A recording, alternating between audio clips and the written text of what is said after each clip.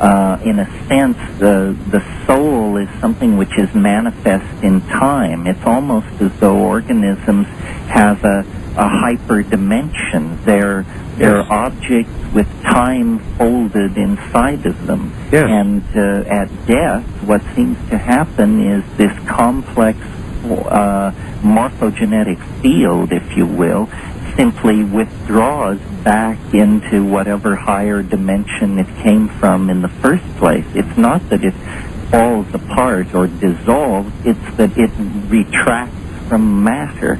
It clothed itself with matter for some decades, and now it's simply releasing its organizational power over matter, but it isn't being destroyed. I mean, that's my personal take. I absolutely agree with you, but by your description, it would suggest there could not be physical weight to it, or could there be?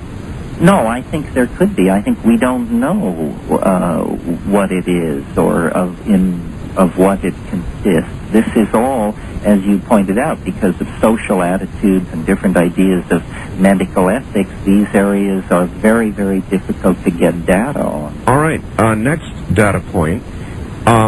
I don't know up there on the mountain whether you've got television. Do you have television up there? Well, we have it, but we don't do much. You don't do much with it. All right. Well, 2020, about a week ago, did a truly fascinating segment. Maybe you heard me talking about it on the program.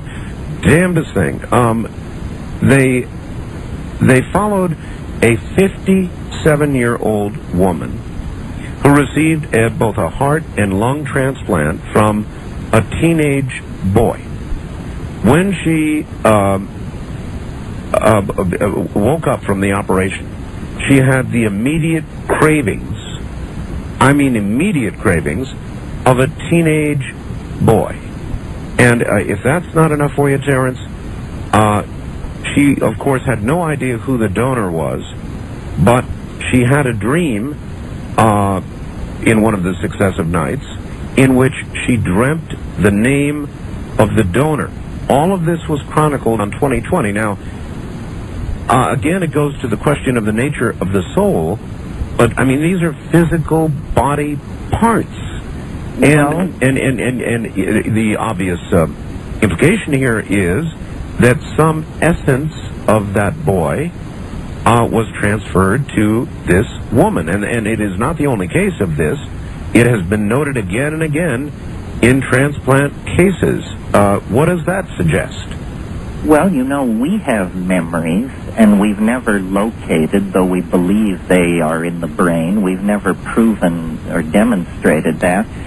My friend Rupert Sheldrake, the British physicist, he believes everything has a kind of memory, objects, organs, ideologies, and that these things surround objects like auras and follow them through time, that you can't move a heart or an organ from one body to another without some of the, dare we say it, karma associated with it coming with it. I don't see how it could be any other way. Sure, we dare say that, no problem. And I think it's fascinating. So it, again, is really evidence of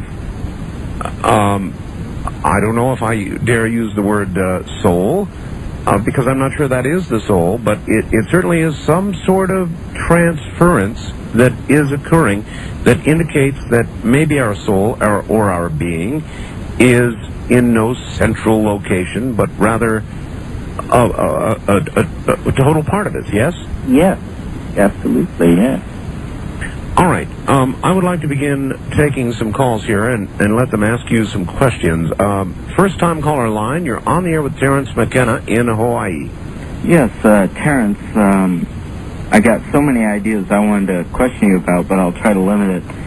As far as souls go, would we agree that the electrochemical energy in the brain has to go somewhere after death?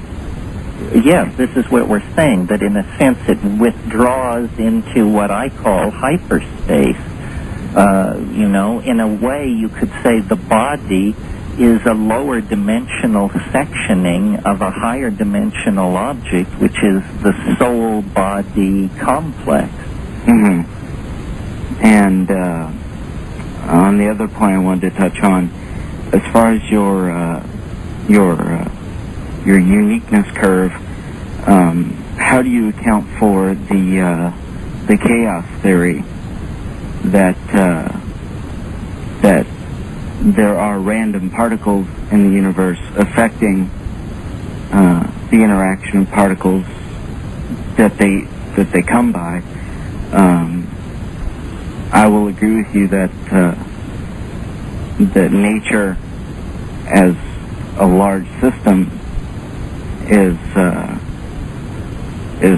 circular. It recirculates. I mean, there are cycles, but I'm not sure that's what the time wave zero theory suggests at all. No, I think this word you introduced into the question, random, this word is a word out of probability theory and statistics. I mean, there may be random processes in the universe, but so far the only ones we've ever found were inside random number generators produced by mathematicians. In other words, it's a nice, simple supposition to suppose there are processes that can be described as random, but the more we look at nature, the more we find order. Chaos theory is misunderstood by a lot of people as using the old notion of chaos as disorder. But what chaos for modern mathematicians is almost a super kind of order, a super fecund medium out of which perturbations to higher states of order can spontaneously emerge. This is what Ilya Prigozhin and Ralph Abraham and all these people are talking about.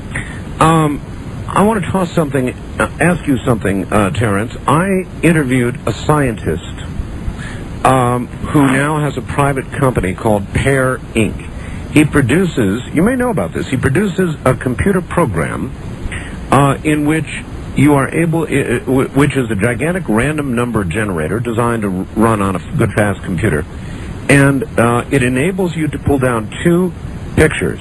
For example, one of random absolute noise on the left, and the other of, it wouldn't matter, the scene of a mountain or any other physical photograph that you might want to bring down. It gives you many choices. You put them side by side, Terence, and then you the process of randomness will begin in the computer, and your job is to sit in front of the computer and to cause the random noise, well, you can do it either way, cause the random noise to disappear, bringing the picture into perfect clarity, resolution, or you can work on it the other way and try to cause the picture to be completely consumed by the random noise.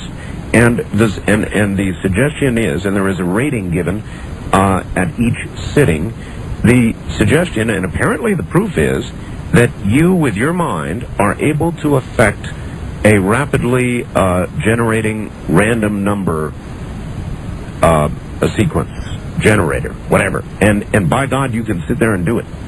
Yes, there's a site on the web called the Retro Psychokinesis site, where they claim you not only can move these random number generators around, but you can move them around in the past. In other words, in the past? Yes. In other words, they invite you to, numbers are being flashed on the screen, they invite you to concentrate on the numbers being odd or even. And then they demonstrate that to a small percentage, people can actually push this in the direction they want it to go. So what does that suggest? Well, it is really the same thing I described to you, just a different method. Same thing, though. Well, but then there's another wrinkle. They tell the people they're generating the numbers in real time, but they've actually made a tape 3 weeks before and put it in a vault, and the people are still able to push it the way they want. In other words, in some sense, they accomplished what they set out to do before they set out to accomplish it. Oh, my. So yes, there's lots of this stuff being statistically studied, and it's very amenable to being demonstrated on the web. And what it really brings, yes, still less. But that is a form of time travel to the past. I think what we're going to